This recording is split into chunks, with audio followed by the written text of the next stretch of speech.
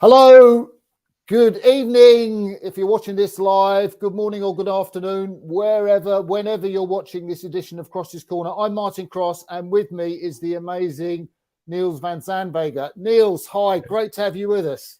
Hey, good evening. Really happy to be here with you as well. It's an honor. Well, we've got so much to talk about this Yeah. evening. Let's start off with your day today, because it's been a windy day training in Belgium for you, hasn't it? Yeah, exactly. Yeah, we've had quite a bit of rain over the past few weeks, so it's pretty streamy on the canal where I train, and it's near the sea as well. So it was a pretty windy morning, and then I was lucky that I got to spend the afternoon on the bicycle, just indoors at home. Oh, so that's pretty cool. So you Yeah. do a lot. You do a lot of cycling, don't you? Yeah, I do. I am pretty prone to rib injuries, sadly enough. And I found that for me, it's a great way to get in a lot of hours of just like endurance and even some faster stuff uh, without any limitations. Yeah, and I know you just mentioned that you've got some Zwift at home, a Zwift Yeah. setup. Are you mostly on that, or do you get out on the bike that often? In Flanders, most of us pride ourselves on riding outside in the bad weather, but I'm not one of them. I don't mind spending several hours indoors when it's rainy and windy outside. I'm very much a fair weather rider. Okay. So how do you compare to someone like Jason Osborne? Wow. Jason, Jason, when you compare him even to like the pro cyclists that I know here in Belgium, like the values he puts out on the bicycle are they're mental. He's world class, and I'm not close to that. Yeah, but I'm definitely above average. Yeah. Were you involved at all when he won that world championships? Were Uh, you there on y- training camp? Is that right? I was in the room with him. Yeah, I was sitting on a chair behind him, cheering him on. We were both on camp in Avis when he was participating in the World Championships when he won. So Tim, so my old double partner from the Olympics, he even pushed the final power up that drove him to victory. So that was pretty cool. Yeah, Oh wow, that's yeah, so amazing. yeah. Jason bought us some beers that evening to thank us. Oh, you had beers on training camp. Yeah. Of course, everything in moderation. Yeah. Yeah, yeah. Okay, so I think for people that don't know, you're most famous for being in the lightweight men's double scull with Yeah. Tim Breese. Yes. Exactly. Except now you're not with Tim No. because Tim's in a quad. Do you just want to talk us through the transition that's happened last year? So basically, for the people who don't know Tim, Tim is really tall. So he's like 190, which is well over Wow. 6 feet. Um, so for him, it just wasn't feasible anymore to stay on 72 kilograms. I gave him even more, I think. I at the Olympics when I woke up at 67 kilograms in the morning, which was like Wow. very light. So I gave him almost for 2.5 kilos. And that was like really limit, and it was really starting to affect his body, so his hormone levels and everything in his blood were really low. So we decided to go heavyweight, and for me that's impossible to do. I have a really light frame and big lungs, which is good for a lightweight, Yeah. but very bad if you want to go heavy. Yeah. So Tim went heavyweight, and he's Yeah. in this new project of the Belgian quad, which I saw also raced as you did in Pierre Luca at the weekend. Yeah, exactly. So this year, the priority boat for the heavyweights will be the heavyweight men's double. But they did seat races in Varese on training camp.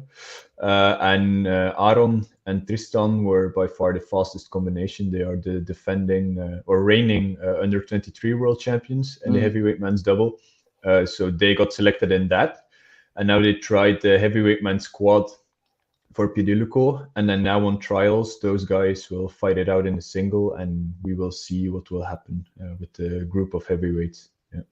And you raced in Piediluco as a heavyweight double. Yeah, exactly. How was that? Well, it's nice because for us it was really more of a training weekend. We had a training camp leading up to Piediluco, so to maximize the effects of that, we really weren't watching what we were eating, so we were fueling up really nicely, and then we just had 4 very hard, very good races against the big boys to maximize the training benefit of that.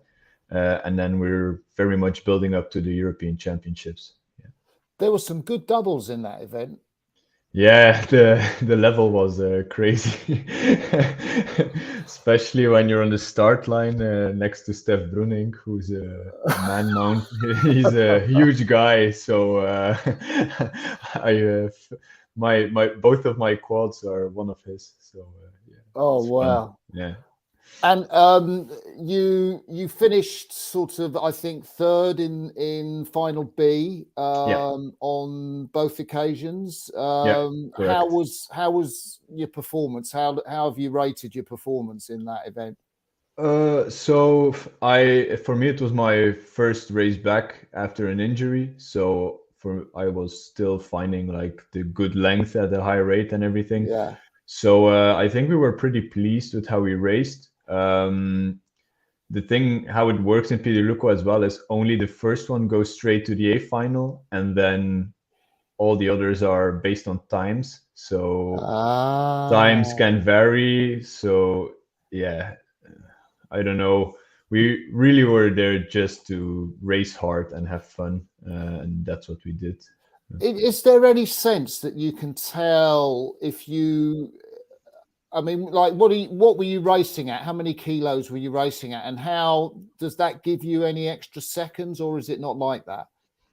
Well, I don't think for me personally, it doesn't make that much of a difference. I mean, if I look at ERG scores, I've pulled a 608 when I was 73 kilos, and I've pulled a 608 when I was 69 kilos. So it doesn't affect me that much, I think. But I can't speak for Marlon how it would affect him personally. Yeah. And how close to your racing weight are you at this time of season? So I just weighed myself after my training session because we've got trials coming up soon. And I was 72.3 kilograms now, and my race weight is 69 kilos.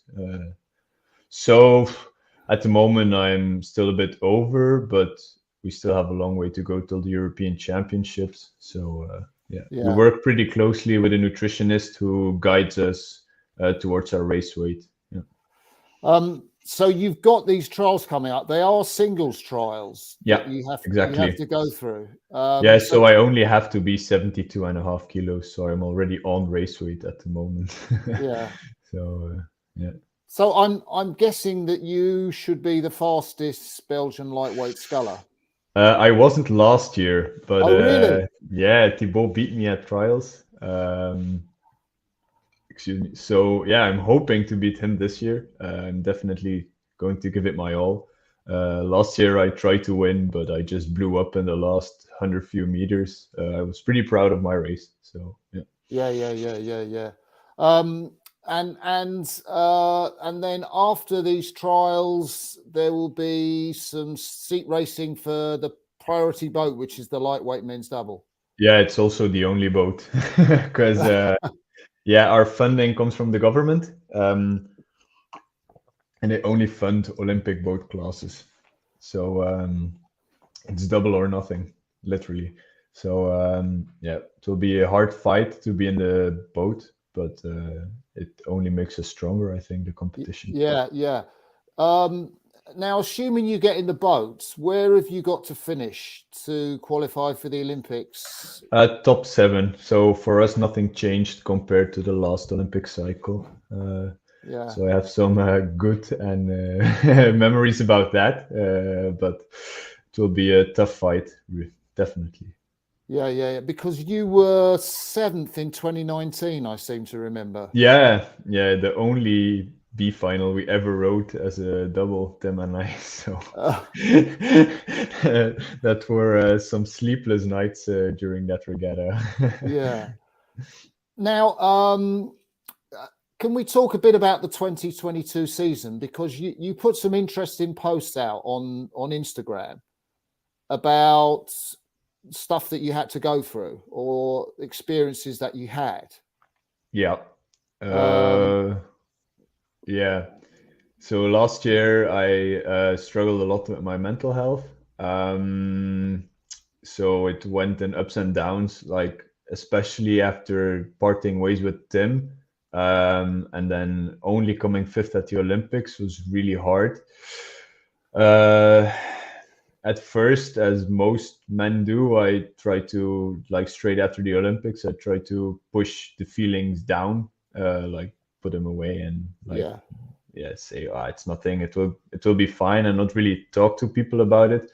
But then I started having nightmares about the Olympics, really. and at that, yeah, and at that time, I knew that I had to get to work with our mental coach about it, because otherwise I would get issues during racing season. So I really had a hard time finding fun in the rowing again. And then I got injured quite early on in the season. With a rib So injury. yeah, so I think I got injured in November, um, and then carried that injury through all the way to February. So that was not Whoa. nice as well. Yeah. Meanwhile, we were also in the midst of transitioning to a new head coach, so all of the structure and everything. I like structure, Yeah, and everything, yeah, it changed. So it was really hard to find who to talk to, who would make the decisions, who would make the training program, because I was at home on my bike, because, yeah, Belgian weather, you can't ride yeah, outside in the winter, or barely. Um, and yeah, that really got to me. So yeah, I had to fight through it together with, yeah, the people around me. But I think I got there, and now I'm enjoying rowing a lot more than ever before. Yeah, it's wow. really about having fun and, yeah, everything around it. I mean, also I broke up in July with my girlfriend, Oh, okay. shortly before the European Championships, so that pushed me down again Yeah, after I got up.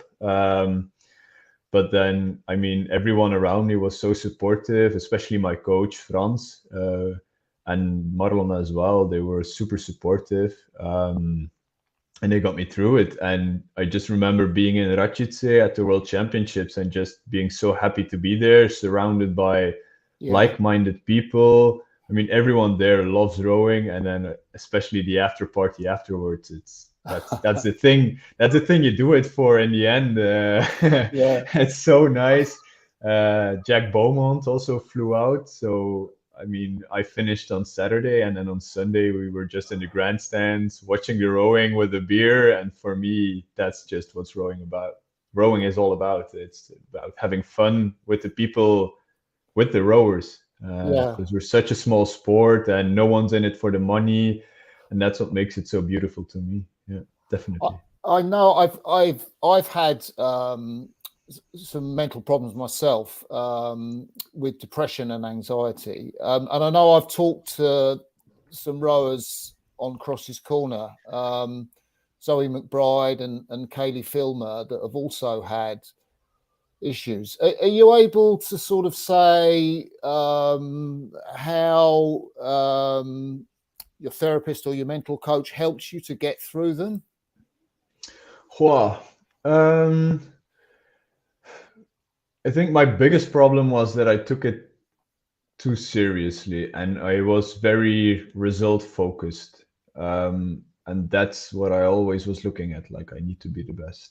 And Mm. that's something that changed. Like, I try to be a lot more in the moment, and to have Mm. fun also outside the boat.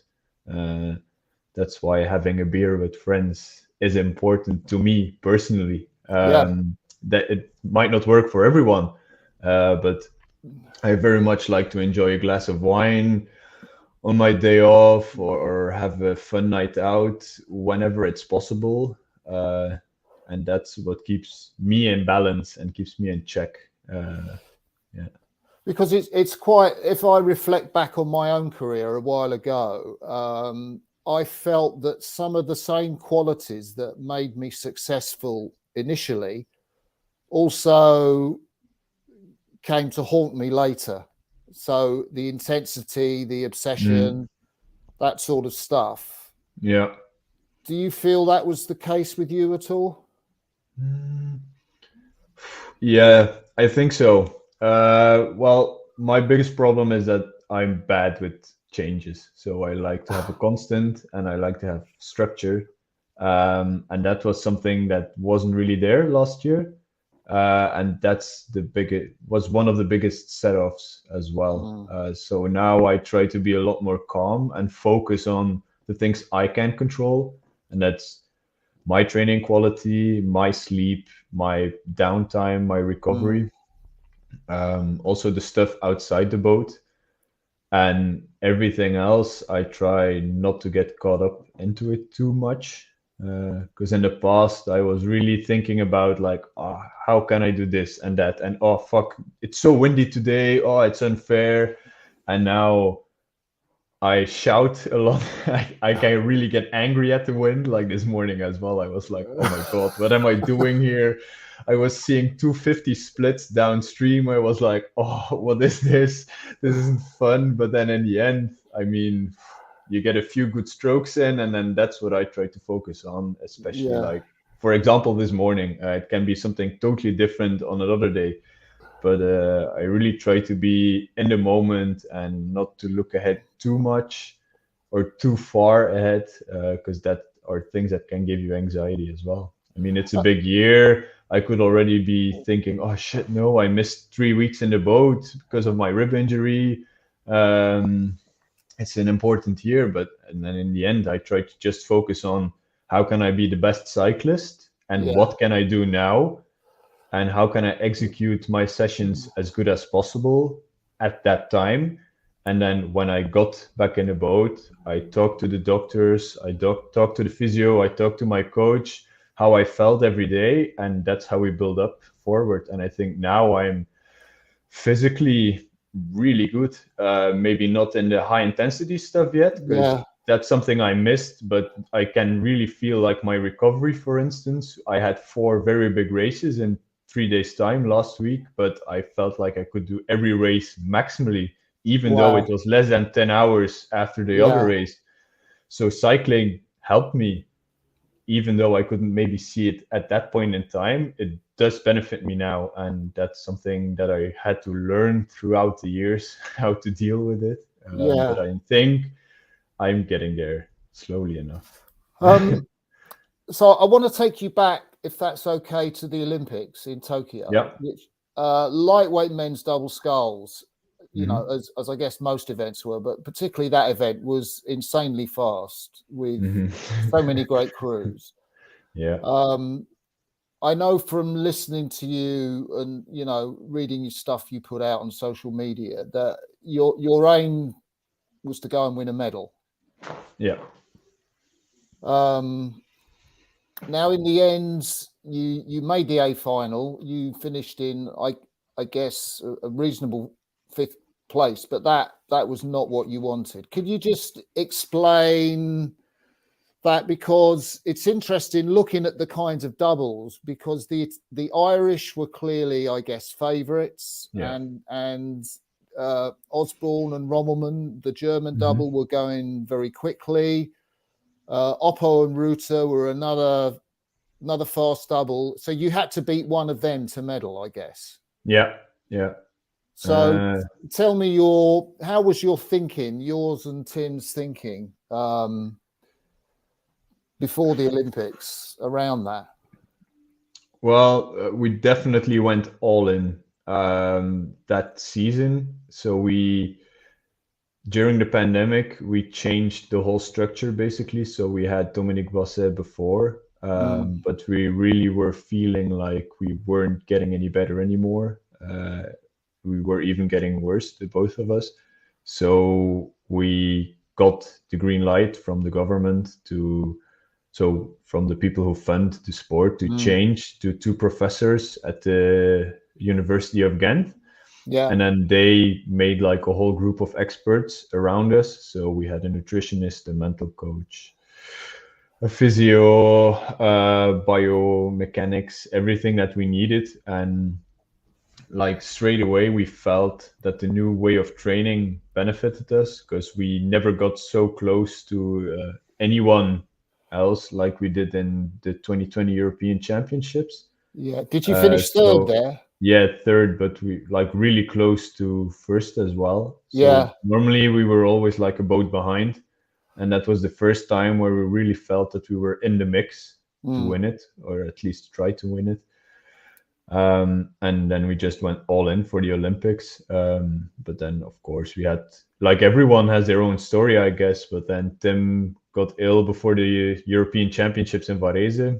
Oh, did you have to do it in the single? In the single, yeah. We decided, I think, the day before the European Championships or 2 days before that I was going to do it in the single.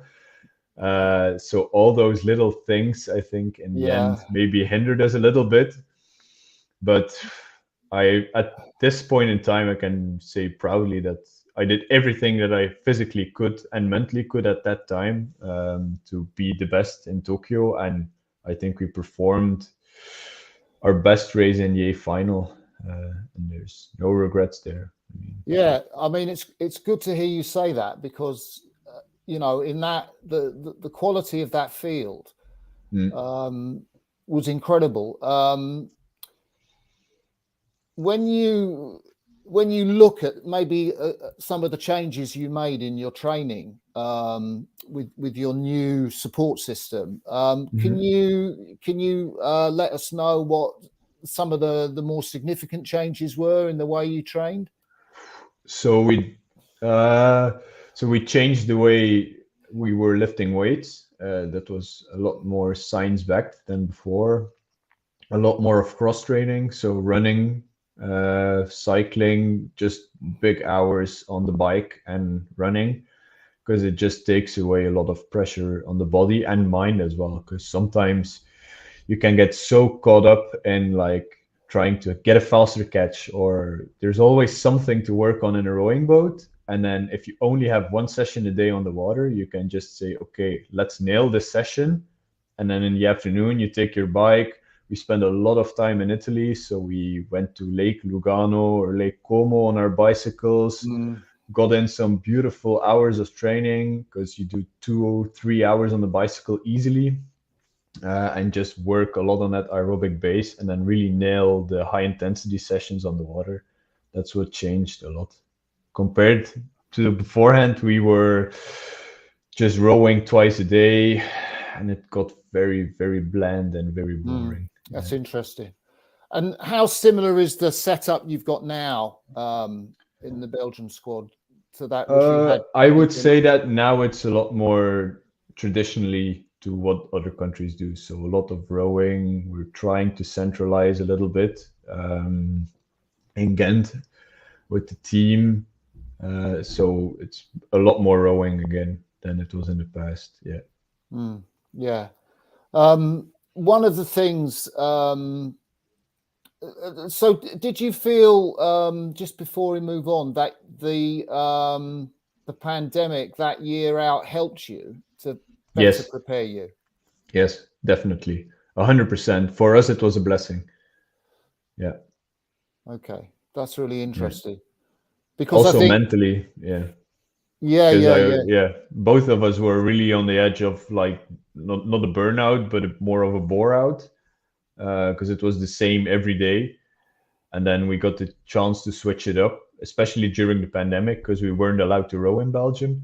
Like we had an erg at home, but we were allowed to cycle and go and lift weights in like the gyms from the government. So in Ghent, the Top Sport Hall, for instance, that's like from Sport Vlaanderen. And that's where we were allowed to lift.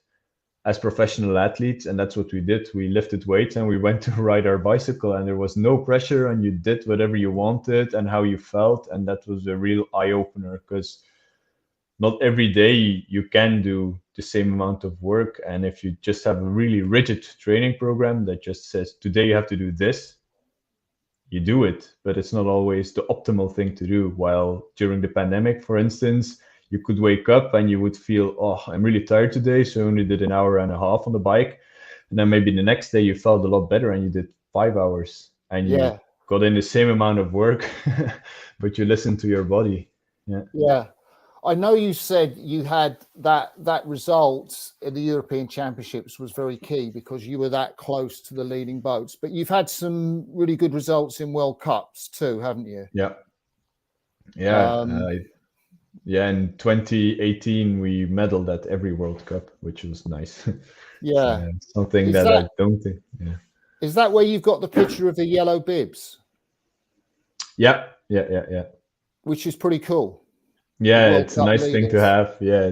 I still have it in my closet upstairs in my bedroom. Oh, really? Yeah. And you didn't only just medal in the World Cups. You medaled. You got a bronze medal in the World Bronze. Championships, Yeah. Exactly. Yeah. which I mean, that must have been so rewarding for you. Yeah. It just showed that the things we did in training paid off, which was nice. I think that Yeah. was, yeah, the best season I ever had. If you could pick out some of the factors that made that such a good season for you, what would you choose? I would say the fact that none of us got injured that year. That Oh, was the biggest really? one, I think. Yeah. Because in 2016 and 17, Tim injured his ribs. And then in 19, I injured my knee. In 20, 21, and 22, and now as well, I injured my ribs. So yeah, that's a big one. I think Yeah. it was the only season ever that we had that no one got injured. So maybe that's the biggest one. Was And that we just had some really good training partners as well, and Ruben Klaes and Pierre Deloof, who were the heavyweight double that year. We trained together in Bruges a lot on the canal, and just like fighting it out every day yeah? together made each other stronger, which was also one of the factors that pushed us a lot, I think. Do you think it was just luck that you didn't get injured, or something else? Um, oh, I don't know. I think maybe just luck. Yeah, I was still pretty young. Now that I'm Yeah. getting older, I definitely feel that I have to take care of my body a lot more. Yeah. Yeah. So you going back to 2016 a little bit, because that was a really important year for you Hmm. in a number of ways. Yeah.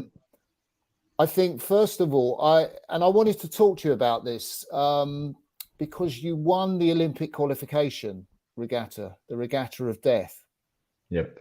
but because Hannah Sobrano was also He won as well. Yeah. So they had to um, pick one boat, and it so wasn't us. I can't imagine what that must have felt like. Somewhere we saw it coming. We always saw it coming because Hannes was a lot older. Well, not older, but he had a lot more experience. So the biggest upset that year was that we did so well. Don't think anyone expected us to win and do so well, because I was 20 years old and Tim was still Mm, pretty young as well. We only got together in October, but then things clicked. And even leading up to the first World Cup, we never thought that we would be doing so well. But then we won a bronze medal there straight away, just after the Irish and the South Africans. And we beat the Dutch, the Muda brothers. oh yeah, Yeah, and that was for us like, oh shit, we might be qualifying after all, and no one really expected that. But then in the end, we were so young, and then Hannes ended up winning Henley, and he definitely was the one they should have picked. because he got fourth. But yeah, still one more experience in the bag, I guess. Yeah. So the regatta of death was just like everybody says it is, this crazy race.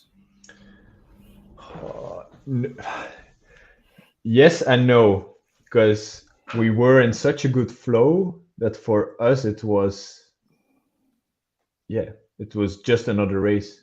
The thing that stayed with me the most of all was the feeling of just like power. Because in the final, I remember normally my strong suit, so as a strokeman, was my last 500. Yeah. And normally in the last 200 meters, I would feel Tim dying behind me. And what I remember the most of all in that race was we went at the 300 to go mark. I started upping the rate and I felt him going with me. And at that point in my head, I knew, okay, we got this. And that's the thing Wow. that stayed with me the most of all. That feeling of just like unison and just pure power. That was, yeah, So lovely. did you go and do Henley after that? Yeah, we did. Yeah. I can't remember. I can't remember how far you got through the double sculls. We made it till Saturday. Oh, But really? yeah, but Tim was very unfit. If you ask him, he will never deny it. He tells me as well, like you were the one dragging me along at that point, because I knew that I wanted to do the under 23 single in Rotterdam that year, so I kept training. But he let loose a little bit because he had no goal anymore. Yeah. We did it just for fun and yeah, for the after party.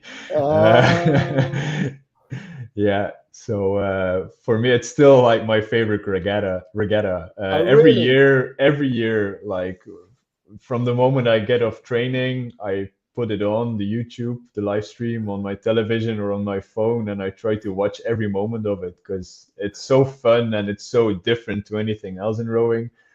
I want to go back one day for sure. Yeah. Yeah. I think the lightweights have won the double sculls at least once, I know, and probably someone will tell me watching this that they've won it more often. But I know definitely for sure twice. So Azu and Delaire won it one yeah, times, and then after the Olympics, Finton and Paul won it of as well. course, Finton and So Paul. that's Yeah, at yeah, yeah, least two, but it might be even more. I know that John Smith and his partner used to make it to the final, but I'm unsure if they won it one year, the South yeah. Africans. Yeah. You mentioned Finton and Paul there, Mhm. Finton McCarthy and Paul O'Donovan. Paul O'Donovan, very much a force of nature in the sport, although I guess Finton is now the faster sculler than him. Yeah, he beat him at trials last year. Yeah, So yeah. yeah. What's your view on Paul O'Donovan? Wow, he's just unstoppable. That's what I think. He's so powerful. It's insane. When you see him row, it's just the watts, they must be insane. Yeah, it's not the most beautiful thing to look at, in my No. personal opinion, but it's fast. So who am I to judge? Yeah, there are multiple roads lead to Rome. It's a saying in Dutch. So it means that you have more than one way of doing stuff.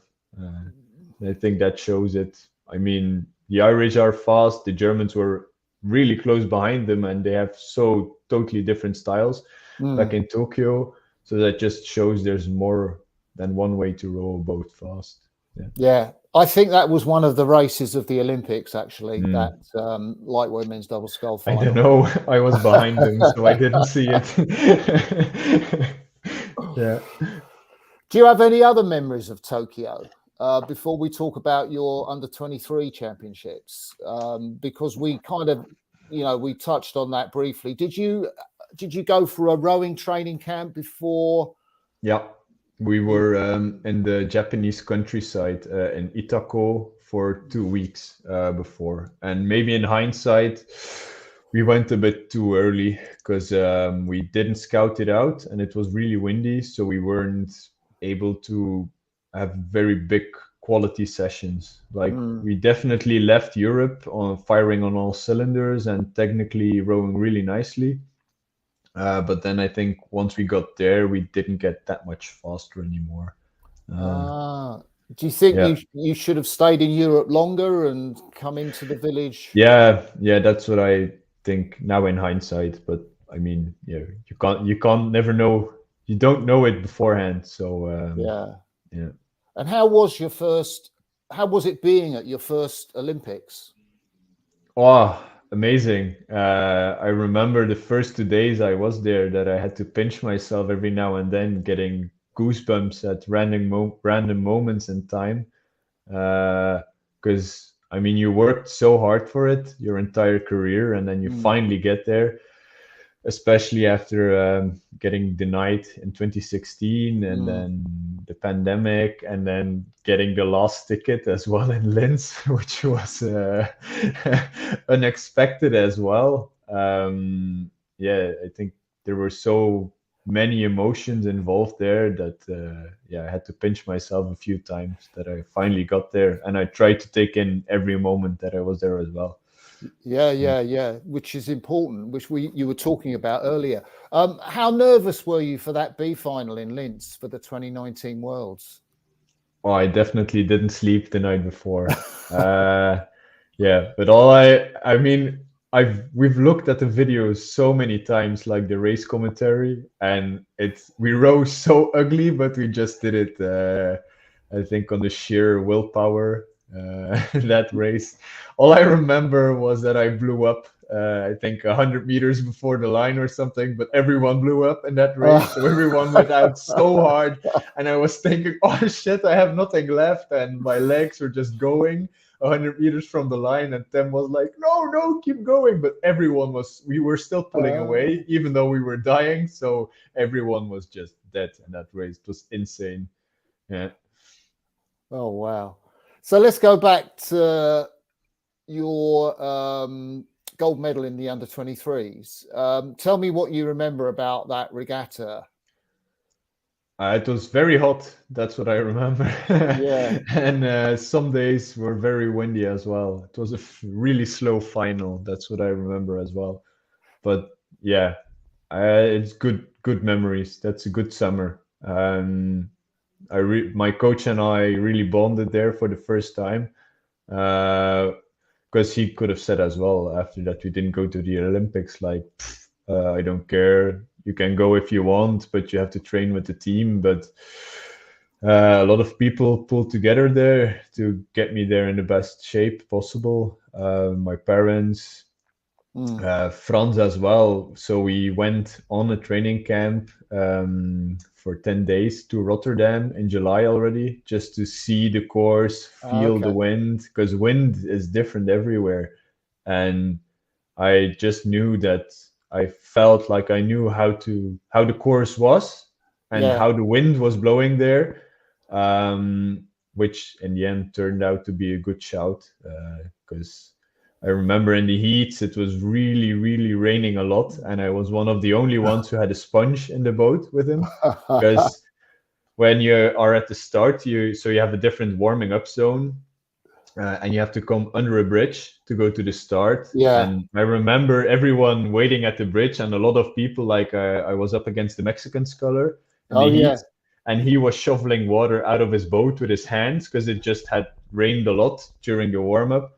And my boat was dry, so that was already in my head. Something that I knew, he has to take another Yeah. kilo and a half, 2 kilos in his boat with him, while my boat is dry.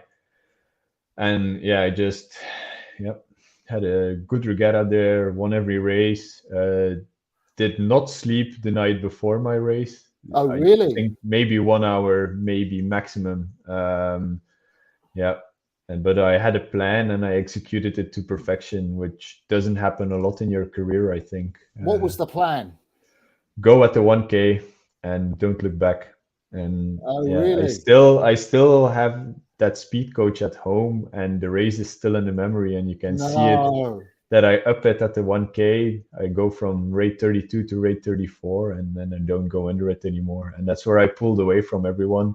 That's where I won the race because I blew up, I think, 200 meters before the line as well. But I had a nice margin that I could hold on to, Yeah. and that's how I won. Yeah. So from talking to you, Niels, it sounds like you're quite a brave athlete in terms of going out hard or going at the 1,000 meters and hanging on.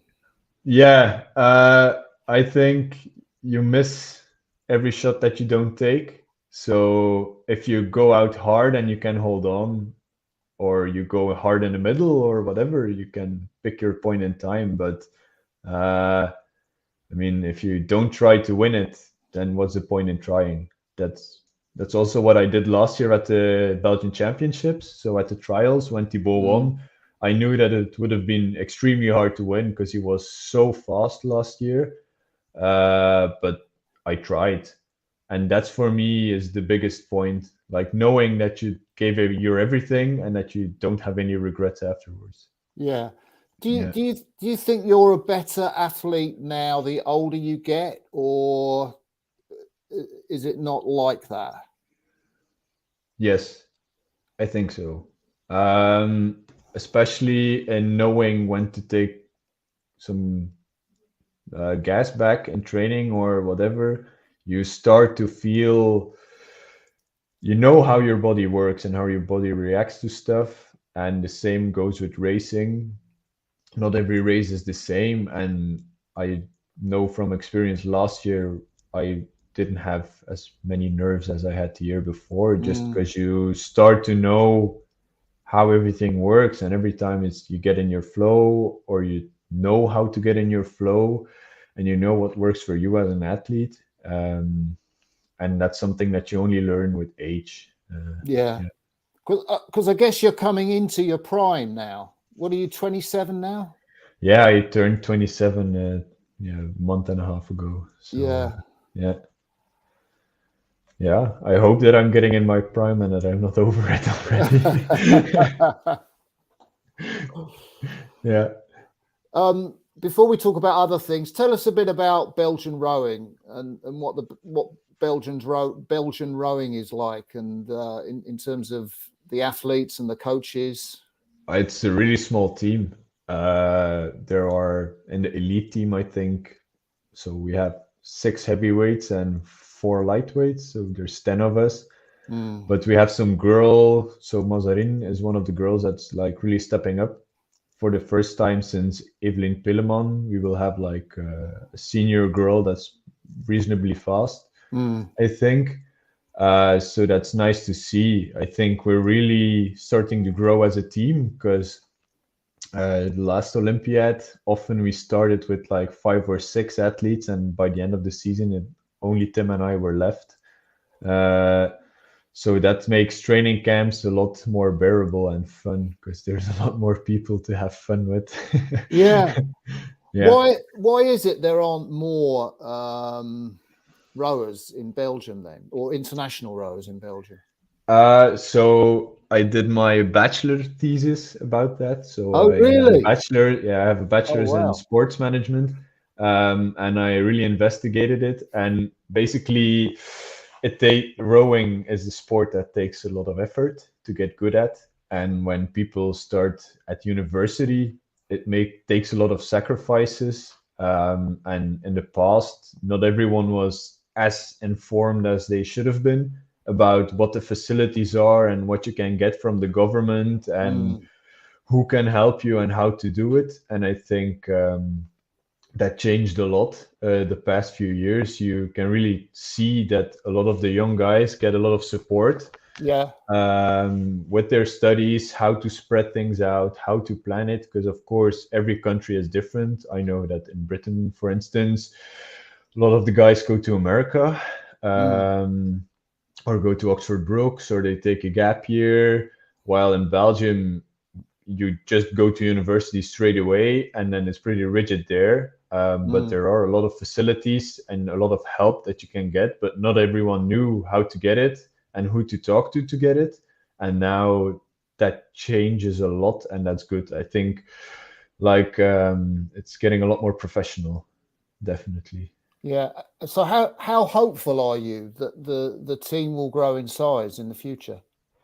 I'm pretty sure that we will qualify 2 boats for Paris. Hopefully a third one.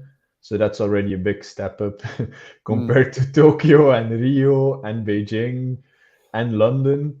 And then we can only grow from there. I think it's up to the athletes to be good role models to the young guys and girls, and just try to help wherever we can. We're a small sport. There's not a lot of money, so I think the clubs have to really help their young people, but then it's also up to us, to the elites, to be yeah. there when they have questions or whatever. Yeah. Because I know, being a student of history, and this is a long while ago, at the beginning of the 20th century, that the Belgian crews were the best in the world, the Belgian eights. Oh, that's long before I was born, so I Yeah, don't know. no, it's true. They won the Grand Challenge Cup at Henley. They were the Yeah. fastest crew in the world. I think my that was a crew from my club. Yeah. So I changed clubs this year. So I changed to a tennis club in Ghent, and I think we were the last Belgian club to win Henley in an eight. Yeah. mm. So I'd like to talk about you on the Athletes Commission soon, but before we do, last year at the World Championships with Marlon, you finished in 12th place. You Yeah. made the last 12, the B final. How was that competition for you? I think we raced pretty well there. Every race was a good race. So for us, that was a good starting point, especially if you look back at everything that happened during Mm. last year. I think we can be pretty proud to have made it there. But this year, we will definitely be a lot stronger. Oh, Uh, that's fantastic yeah. to hear. Yeah, Oh, that's, I think pure erg score wise, like last year I was only pulling a 615, but this year like I PB'd already in December. So that's something. And then everyone else has pulled personal bests as well on their 2K. So I think pure power wise, we mm. will be a lot stronger. And think that was one of the things we were lacking last year. Yeah. What about the technique that you try and row? Has that changed at all, or what's important? Yeah. How would you describe Uh, it? yeah, Marlon and Thibaut definitely row a different stroke to Tim. Oh, Tim really? was extremely front-ended, so very leg-driven, while they are a lot more smooth and more gentle. Yeah, it's a completely different stroke, but I try to adapt to it as best as I can. And how Yeah. do you work at adapting to something like that? Do you have to adapt to them, or do they have to adapt to you? I What's think we try to find the middle. So yeah, and I think it works pretty well at the moment. Yeah, it feels good and solid at the moment as a double. We try to put a lot of focus in the catch for us, and then not try to swing too much to push the boat too deep into the water. Mm. Yeah. And what about the boat and the equipment you use? What determines that choice? So we've been trialing some hulls this winter. Oh, So that really? really, yeah, we've been trying to figure out which is the fastest, the Impact or the Philippi. Uh, yeah, so I won't tell everything just yet. Yeah. But yeah, we haven't decided yet what we're going to row, but I think we're leaning towards the Impact at the Mm. moment. We also changed the blades last year, Marlon and I, from the regular smoothies to the comp blades, Oh, because yeah. yeah, it really suits the way we row, which is interesting. It really grips the water nicely at the catch, and Yeah. then supports a front-ended stroke. Um, yeah, but How much more different do they feel than the normal blades? it took us more than a week to adapt to just the sound of it. How you when you put them in, when you catch, the way they sound is completely Yeah. different to the normal smoothies. So that alone took us. It was like, oh, it feels different, but not necessarily worse. So that's what, like, okay, let's try it a little bit more. And then we found how to set them up, how to row with them. And now we're sold. So. Oh, great.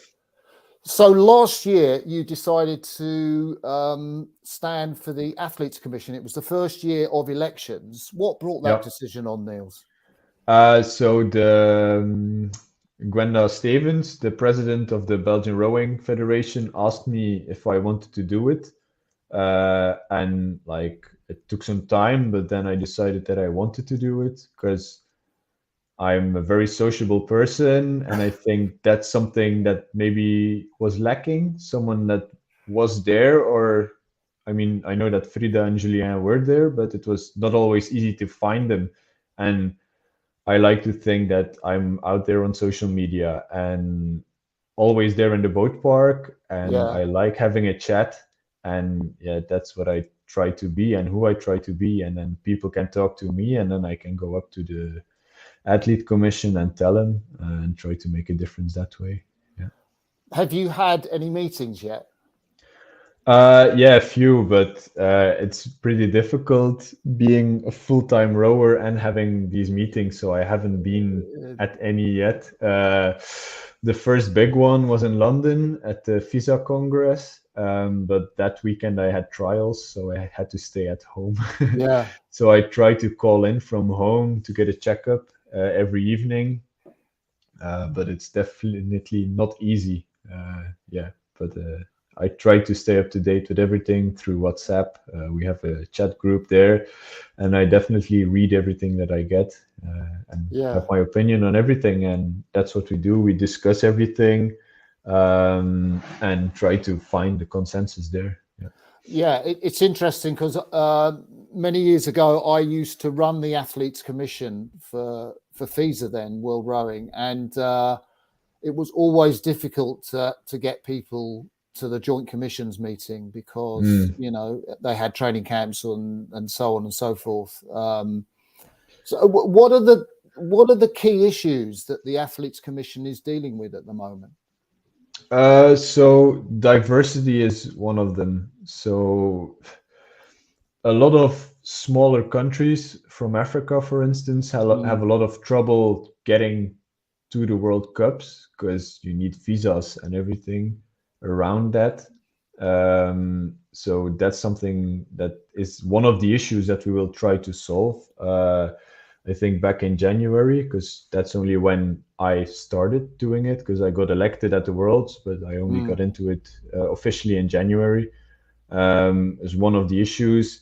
Same with the social media. That's where I will try to be working on that. There was social media, but it wasn't necessarily used that much. And that's one of the things that I will try and run to spread the message out to athletes about anti-doping, about diversity, about stuff coming up, inclusion as well.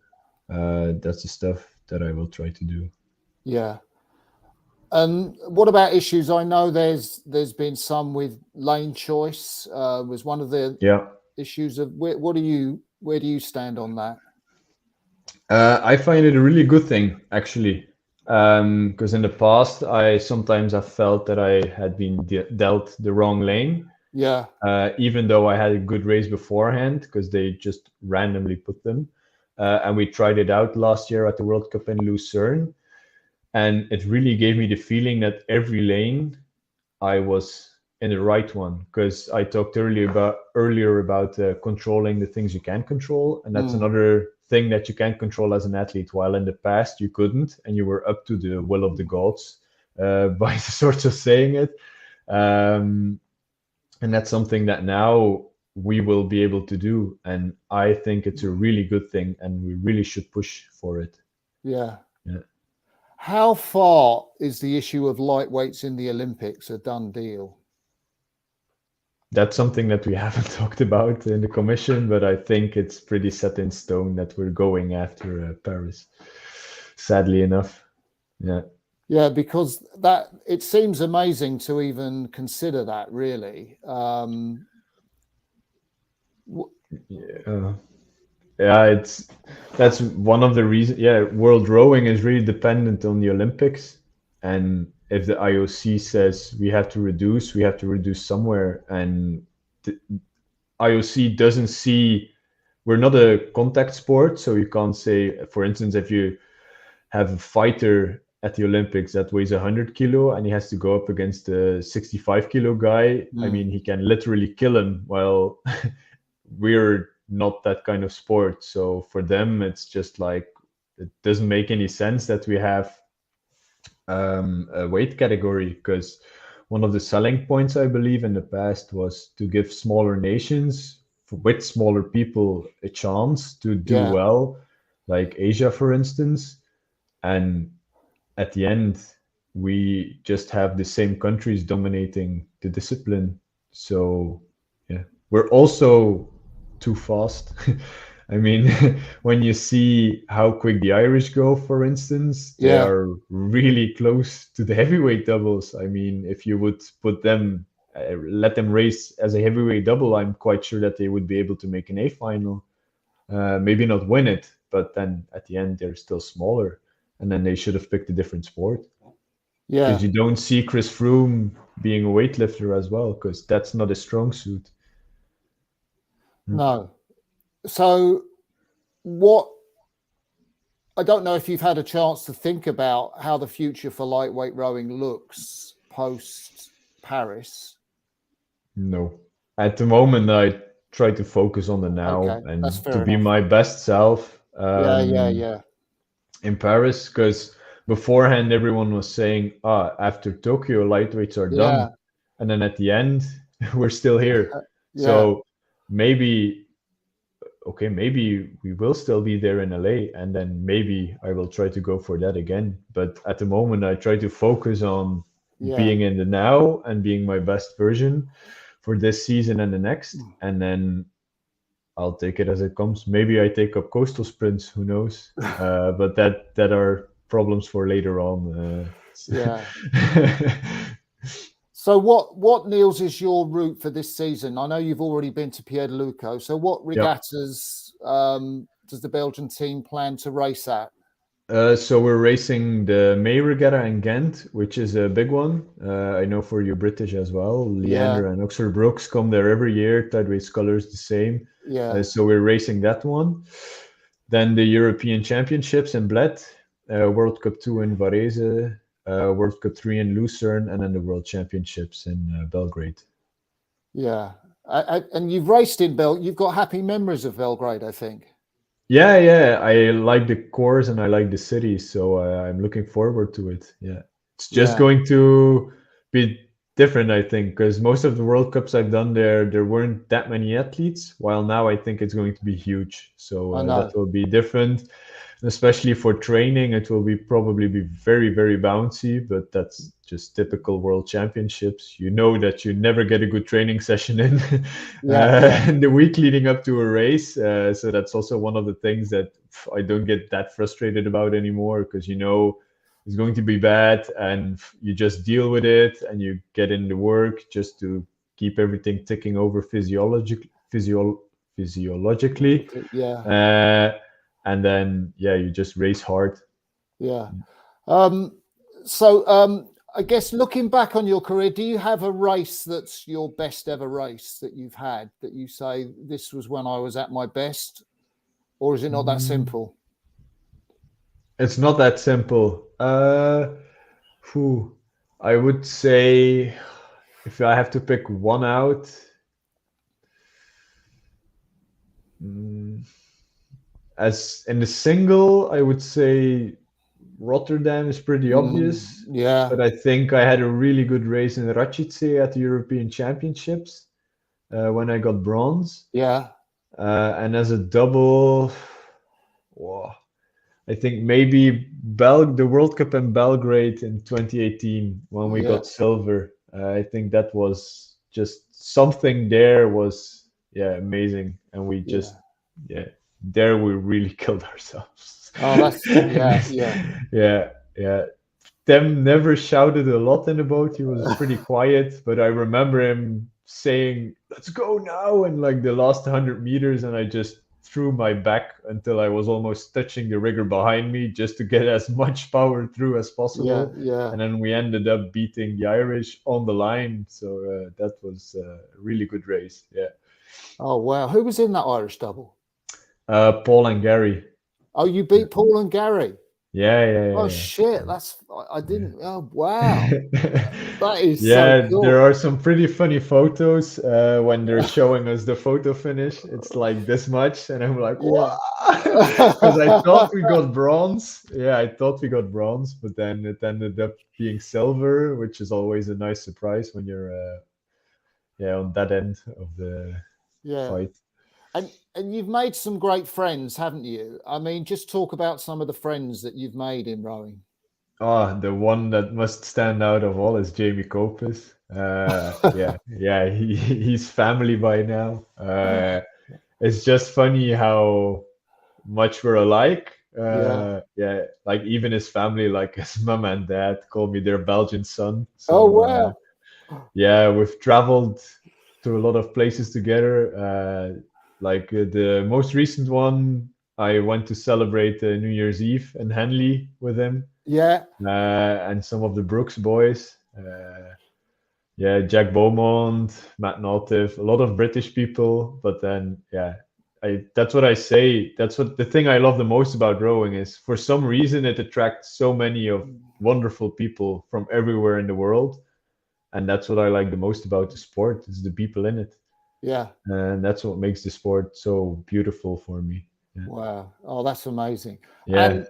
And we've been talking for over an hour now, so we'll kind of wrap up. But what do you wish for this year, Niels?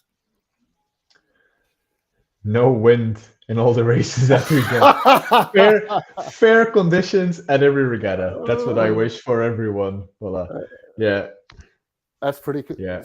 Spoken like a true member of the athletes. Fair racing for everybody. Yeah. No dodgy lane 6 or whatever. Just clean racing across all the lanes. That would be, When I get 12th and I get beaten on my value, that's fine. But if I get 12th and I feel like I could have done better, then that's not nice. That's what I hope for. Yeah, that's great. Niels, you've been so open. It's been so interesting to talk to you as well, and just for you to unwrap your career and all the ups and downs. It's been amazing. We'll end the live part of this interview now. Thank you for watching. I'm Martin Cross and the amazing Niels Van Zandweghe. Thank you ever so much. Bye now. Bye.